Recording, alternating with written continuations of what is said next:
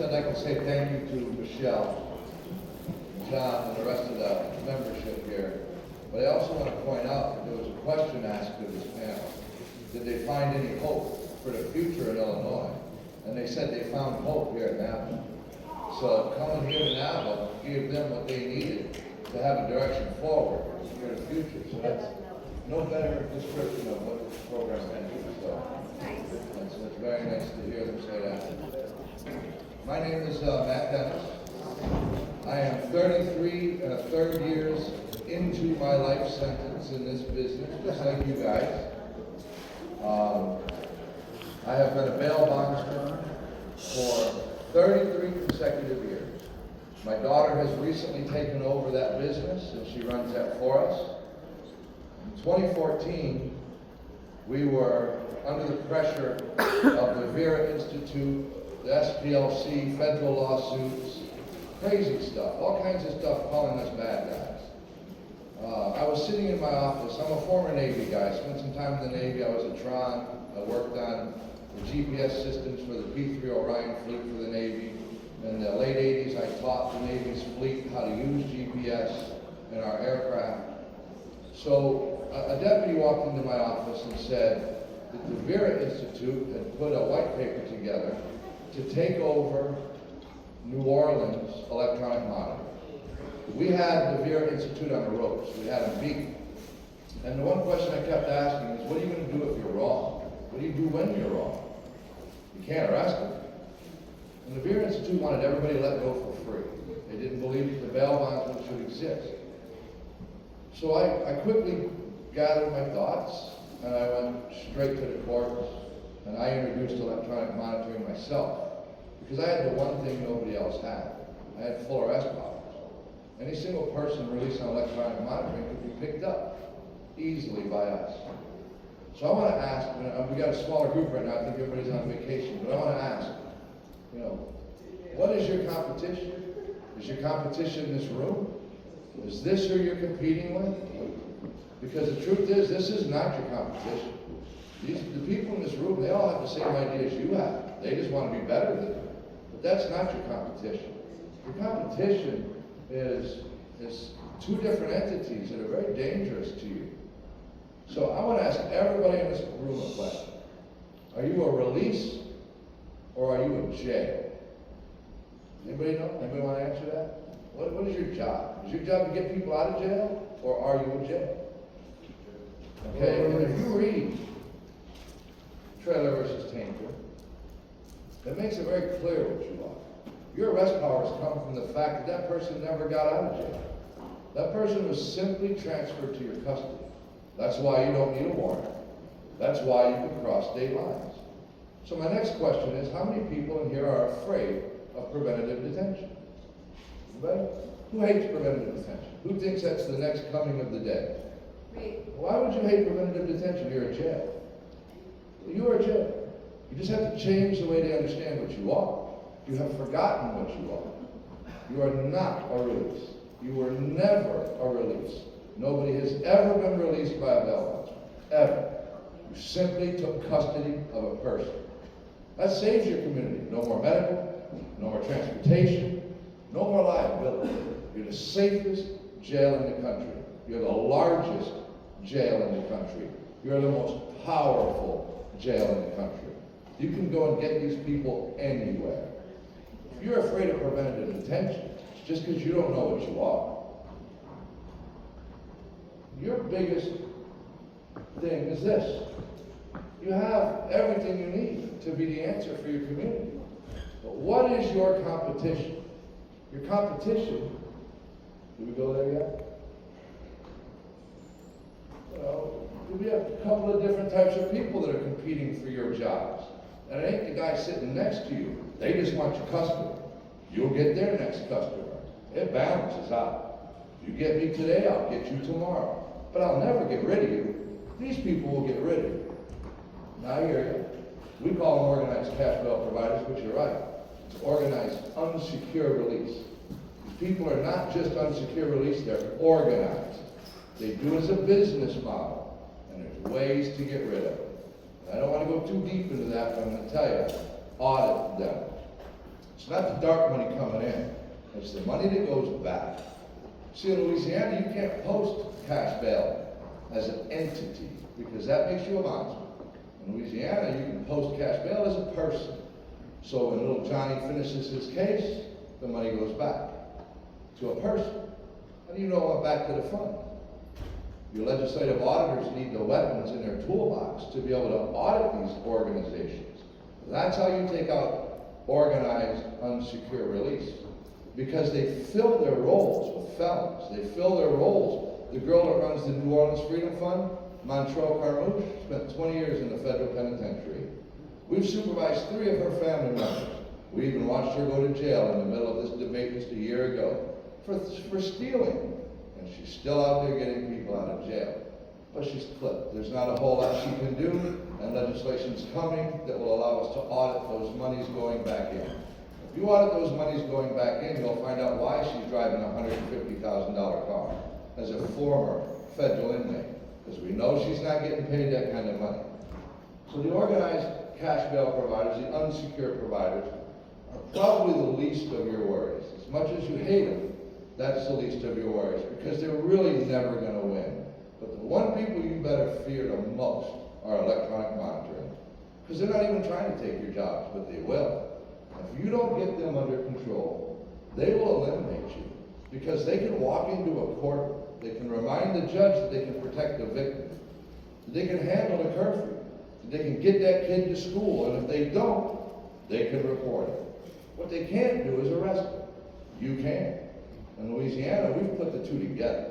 You get on electronic monitoring, you get out through a guy with a bail bonds license, full arrest power. That way the court doesn't just get a report, they get a body. We took it farther in Louisiana. In 2024, we passed legislation. We are the only state in the country where an electronic monitoring provider that fails to report a violation can be arrested and put in jail. You will be fined $1,000 a day. You will be banned for 5 years, per instance. So if you had a person who cut off a monitor and you didn't report it, they count the days until you finally get caught. And that's how many dollars in fine, and that's your jail sentence is 1 year, and you're banned forever, or for the next 5 years from electronic monitoring. Those were stiff rules, powerful rules that got the providers under control.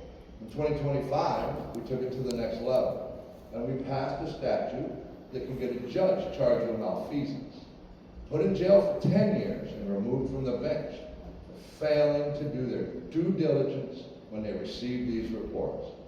If a judge is failing to do their job, you can't do yours. A real fast story, Nicholas Miron, in our program for 60 days. Probation case, no bond. Terrible judge, hated bail, won on an anti-bail agenda. This man received 41 violation reports in 60 days on a probation case, no bond. And the 41st violation was for murder. Through 4 counts of shooting 4 people, 1 died. The police, because we trained them very well, knew exactly how to figure out if there was any ankle monitors on the scene. They logged in, they did proximity reporting, they determined there was a monitor there, they knew who the provider was because of the software we run. They were able to call that provider. That provider was able to absolutely put that defendant on the scene. He was in custody 35 minutes after the shooting, with all of the evidence they would ever need to convict him. That's what the bail industry can do. Nobody else has that ability. So when you talk about competition, when you talk about who's out there, the only reason you would ever lose is because you have not formulated the right answer. The electronic monitoring industry is not your enemy, it's your future. You're a jail. You're a giant paper jail. You've done more for America than any other entity. You're feeding the community, you cost nothing, and you protect like no one else. We don't work. We don't have jobs. None of us have worked in years. If you've been in this business for 30 years, you've been unemployed for 30 years. This is your life. You wake up every day, you drink your coffee, and you go do what you do. You don't punch in, you don't punch out. You're just working. So the bail bonds industry is the answer, and it's always been the answer. They just don't like to hear your names. So don't be a bail bondsman. Be a monitoring program, because you'll walk out of the room as the black sheep, you change your hat, become a monitoring program, everybody in the room loves you. Why does Illinois have hope? Because he found the language he needs to get the Democrats to join him. We've passed every one of our bills with 100% support from the Democrats and the Republicans. Because all you gotta do is explain to them it fits both shoes, both sides want this. The Democrats feel like they've eliminated the bondsman. The Republicans recognize they've brought the most accountable solution available. Where are we now? I don't know what my time is. When you look at some of these slides, I'm not going over each of them, but you can see, what is the difference? The organized cash bail guys, it's a secure, the main role, they get somebody out. They get them out. Remember, they're not in jail. They're getting people out, not you. They're posting cash. We don't know what they're supposed to do. We know what they do in our community. If they cut an ankle monitor off, they don't care. The cash bail provider, they don't care. They can care less. Who remains responsible? There is nobody responsible on that side. But look at the bail agents. Let me ask you guys a question. 3 people walking in jail. Organized cash bail provider, a bail bondsman, an electronic monitoring provider. There's only one person on that list. It's licensed, insured, regulated, have massive oversight. Everybody else freewheels. You don't even know who the electronic monitoring providers are. I can give you a list of every bail agent in the state of Louisiana. And until this session, I couldn't do that for monitoring. But at the end of this session, we will know every monitoring provider, because we pass in a bill that requires licensing, requires background checks, and absolutely identifies each individual provider. The second tier of legislation that's passing, House Bill 955 in Louisiana, is a bill that requires what we are now. Me and Jill have left electronic monitoring, we have left bail, we've given it to our family, and we run a company called ComplyWise. We develop software that sits above the electronic monitoring provider. It doesn't care about the docs. It's not tracking the defendant. Its job is to give law enforcement a tool. See, our customer, it's not the provider. It's not the defendant. It's not the bondsman. Our customer is the criminal justice system. The person that pays is the electronic monitoring provider. They're compelled to pay. They're told they have to use this software. And when a policeman pulls somebody over and they see an electronic monitoring device, they put the name in, and it shows them who the provider is. It gives them contact information. It also gives them access to every report ever sent. It gives them, you know what the policeman cannot get on the scene of a domestic violence case? A copy of a protective order. It's got to be in the software. It must be given to the provider, and it must be entered into the system, so police now can read. It's a stay-away order. It gives the police everything they need to know who this provider is, who this offender is, are they doing their jobs. This software gives you the ability to see the communication between the provider, the judge, and the offender. We know the offenders are going to do what they do, which is absolutely, they're going to go hog wild, because nobody in the country makes providers do their job. So we know these defendants, they're trained. Look, if you're not going to make them pay, they're not going to pay. But if you call them, they'll pay. If you go to their house, they'll pay. Same with electronic monitoring. If the tone goes off and nobody shows up, nobody's watching. But if the tone goes off and they get a violation report and the judge addresses them in the courtroom, they now know it's real. So the one thing you need is oversight. The one thing that's missing is oversight. With oversight in place, the bail agent's arrest powers in place, the open digital jail meshed with the paper jail, you have no greater jail system anywhere. And it's free to your community. The electronic monitoring industry is not your enemy unless you forget it's there and you keep letting it steal your business. And remember, they're not trying to steal your business. It's just being given to them. Because they are welcome in the courtroom. We don't spend a day without answering a dozen phone calls from police, from the AG's office, from the district attorney, from the judges. Remember the story about the bad judge that hated bail? I put him on the news. We have a media page, it'll be at the end of this, and we put him on the news.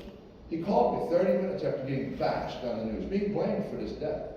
He told me, Matt, go get Lester James. Where the hell did that come from? He reviewed his reports. He watched the news, and he looked in his email, and he went, oh crap.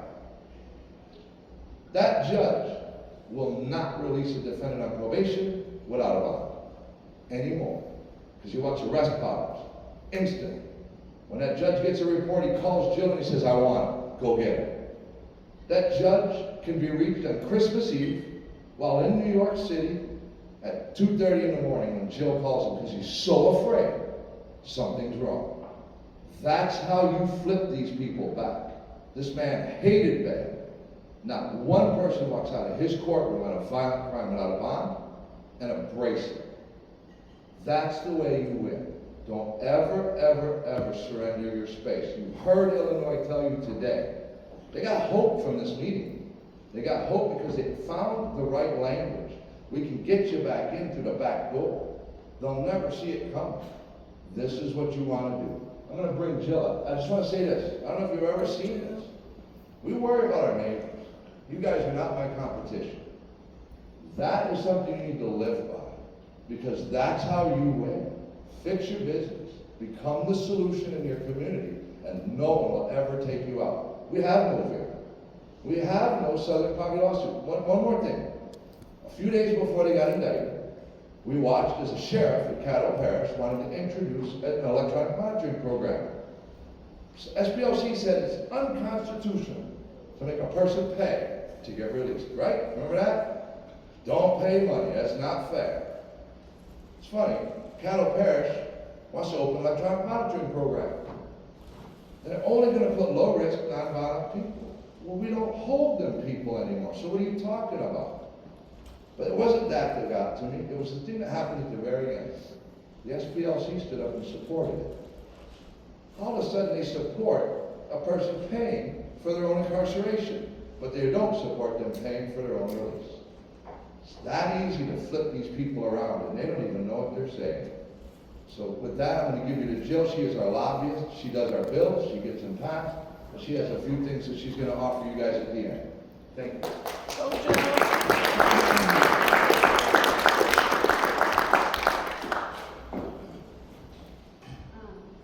I'll tell you, I found hope in this room. Just to tell you where I started, I've been in bail for 23 years. Started with Matt. We raised 8 kids, so I was a stay-at-home mom. And we were business as usual until Matt brought his phone to me and said, look at this article. A lady by the name of Peggy Beasley was being drugged and raped by her husband. He was released on ankle monitor. In 2 weeks, he stalked her. At the end of the 2 weeks, he broke into her house and he killed her. And the provider of GPS had not sent any reports to the judge. So, of course, we got on the phone, we called the DA, we helped him secure an indictment. However, the First Circuit Court of Appeals overturned that indictment because there was no law that said that a GPS provider actually had to monitor someone. I looked at Matt and I said, look, I don't know what the hell I'm doing, but I know where our laws get written and I'm going to that house. And I went there and I sat for the first 2 days. I think my first day there, something was going on in a committee I just didn't like, and I spoke out. And I sat there and I learned who everyone was. I learned the process a bill goes through. I mean, I have 8 kids, so I went to the Capitol 8 times, you know, school field trips. But I learned everything. And the last day to turn in a bill was the Monday, the next Monday. And everybody kept telling me, find an instrument, and I had to find out what an instrument was. I mean, that's how much I didn't know. And I had someone look into it. They couldn't find an instrument, so I went home and said, I have to write a bill, I have to get it done, I have to get it accepted. And we were leaving for Easter break. So having it done that Monday meant I had to get it done by Thursday, and this was Tuesday night. So I stayed home the next day and I wrote a bill and I went to the Capitol and I gave it to every single representative and senator that would stop. I knew that's what I was gonna do, that was my plan. But the first representative I gave it to said, I'm gonna sponsor this bill. It wasn't much of a fight, it was clear rules and regulations. And what I've learned now is anything that we're going to do has to include three things: transparency, accountability, and oversight. And we've stood by those three standards.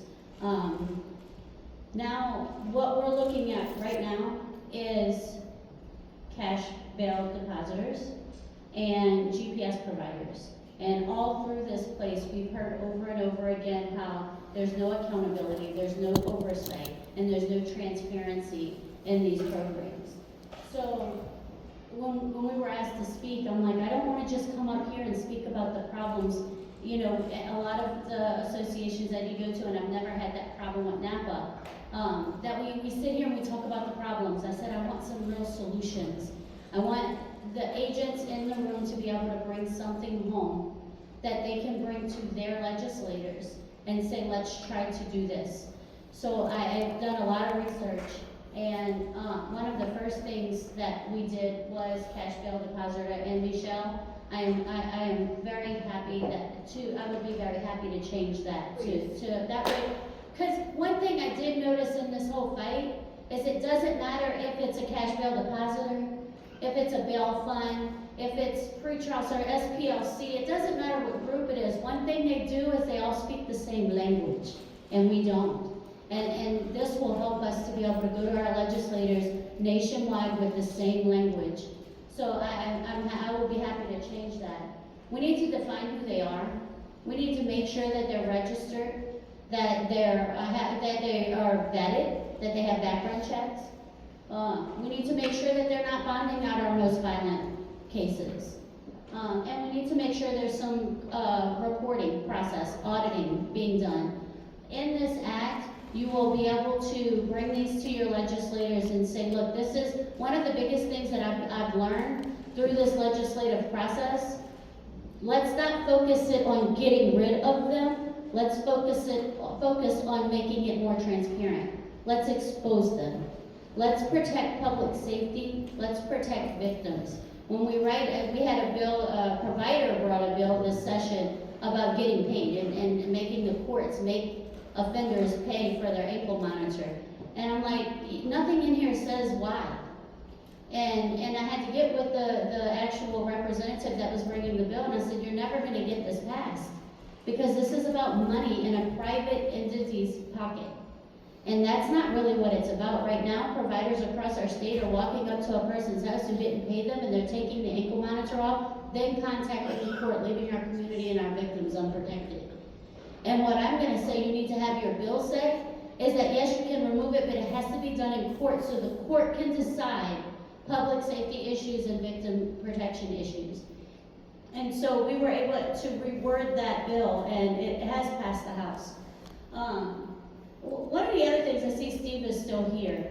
One of the things that we've done in Louisiana, is, especially this year and last year, and it's getting better and better all the time, is we sit down together, we talk together. When there's bills that affect the bail industry, criminal justice as a whole, or GPS, as president of our association, we get on the phone and we say, hey, did you see this bill? As they're coming in, we're watching. And did you see this bill? What is your thoughts on it? What should we do? And we always have the mindset of, let's not kill the bill, let's fix it, if we can. And if we can't fix it, then get it killed. But we always try to fix it first, because the bill came for a reason.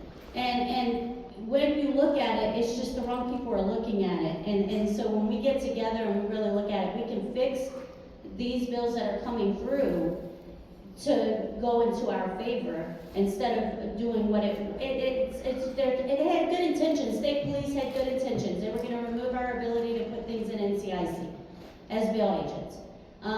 But there was a reason the bill was brought, and state police didn't understand that. So there was many conversations done, and we were able to get the governor to tell the state police, and that was a lot of work with Steve did that good job. The governor pulled that bill, and it's no longer there. But my idea is to go to the state police and say, hey, you don't like this? then let's make it to where the bail agents don't want to pay $25 to get them put in. They want the sheriffs to follow the law. So let's write something that makes the sheriffs follow the law. Sheriffs are supposed to put everybody in NCIC when they're wanted. So it's just an idea, and I hope that everyone in here will get together before legislative sessions and come up with some plans. You don't have to know what you're doing, just go. So the next thing is the Electronic Monitoring Accountability Act. Again, Matt explained to you a whole lot about how we were able to actually make providers of GPS accountable and responsible to the people that they're getting out. The truth of the matter is, we go to the jail as bail agents. We have all of this regulation and licensing that we have to do. And the only thing we guarantee, and it's not a small thing, is appearance. However, GPS providers, we have to guarantee compliance.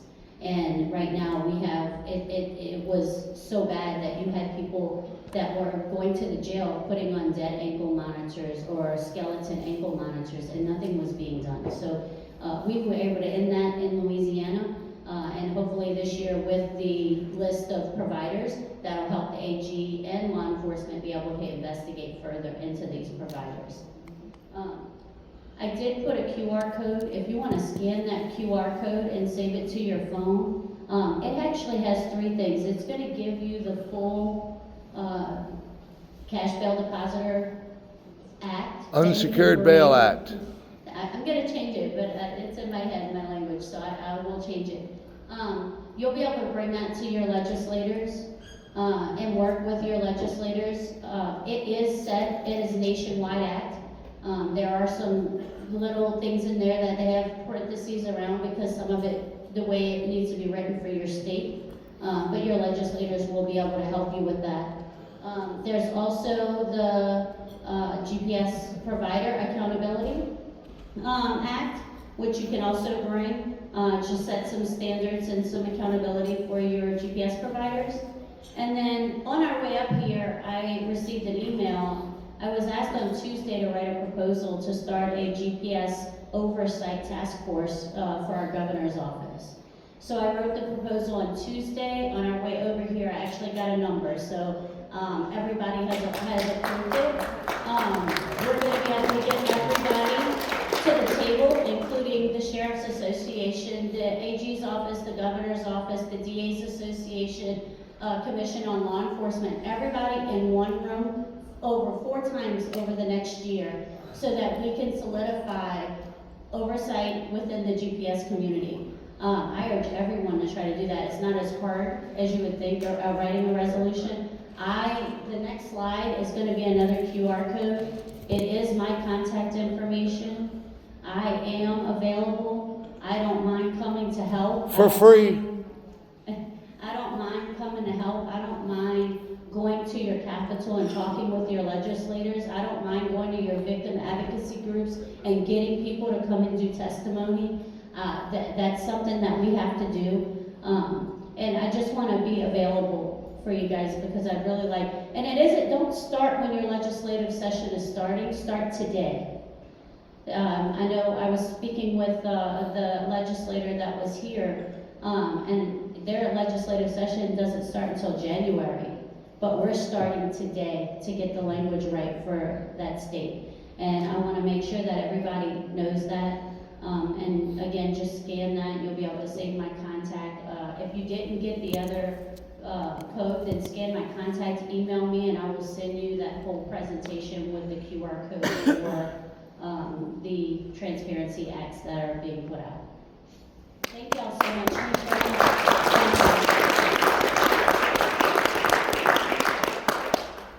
So, thank you, Matt and Jill Dennis. By the way, I've known Matt and Jill Dennis for, I feel like it's decades, I think. And they just keep evolving. And the fact that they're able to work with Steve Adams and their state association, Steve is the president of the Association of Louisiana Bail Underwriters, did I get that correctly? That's the acronym, ALBU, a very strong state association. So the fact that they're able to work together, I think, is a great place to take a rest and really think about this, because what that really means is that bail can work together. That's what that means. So I just want all of you in this room to know, Nicole, that I have, and NABA will continue to, extend olive branches. That is our promise to all of you. We're not vested in what the acronym is on the other side. It doesn't matter, A, B, C, D, E, F, G. If they're pro-bail, we are pro them. We just want to get on the same page. So it is our intention after this conference adjourns that we're going to have an industry-wide Zoom meeting. Imagine, I'm hoping there's a million little heads on that meeting, Steve. And that we come up with 5 national talking points. And then all the associations could go on their merry way.